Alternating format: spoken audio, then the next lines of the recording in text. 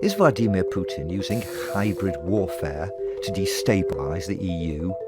Hybrid warfare can refer to any form of aggression short of open invasion, and Putin's critics say that it's his way to force Europe to drop its sanctions against Russia.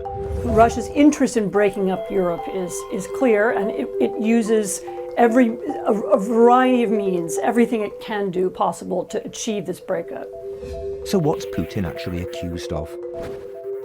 Weaponising information. The EU's so worried about information warfare, it set up a special myth-busting unit to combat it. Russia spends millions spreading its version of reality in Europe, including sometimes fabrications, like the story of Lisa, a 13-year-old Russian girl living in Germany. After she vanished for a day last January, Russian media quoted her family saying she'd been raped by migrants, and German police were covering it up. That led to anti-government protests in Germany and a diplomatic spat after Russia accused Berlin of whitewashing reality with political correctness. But it turned out Lisa was never raped. So was the story just a Kremlin weapon against Chancellor Merkel? Moscow says that's absurd. Cyber warfare. For a few terrifying hours in 2007, cyber attacks almost shut down the small Baltic state of Estonia. Even supermarket checkouts didn't work. Many blamed the Kremlin, but expert investigations failed to prove it.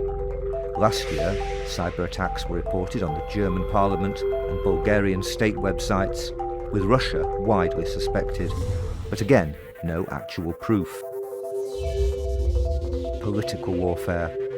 Does Russia fund anti-EU political parties? US intelligence is now investigating that. Russia certainly backs France's far-right National Front. The National Front approved Russia's takeover of Crimea, and a Russian bank then lent it millions of euros. Are Germany's Eurosceptic AfD party and Hungary's far-right Jobbik also taking Kremlin cash? Some say yes, but they deny it, and there's no evidence yet.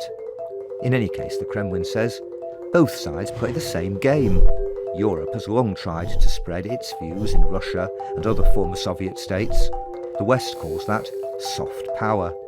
So how does it differ from what Russia does in Europe? The West doesn't have the kinds of tools inside Russia that Russia has inside the West. In any way, the West isn't able to organize all the tools of the state against Russia the way Russia is attempting to use them against the West.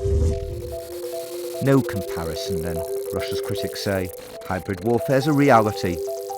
And if they can't prove that Putin is waging it, that's because, by definition, hybrid warfare can't be proved.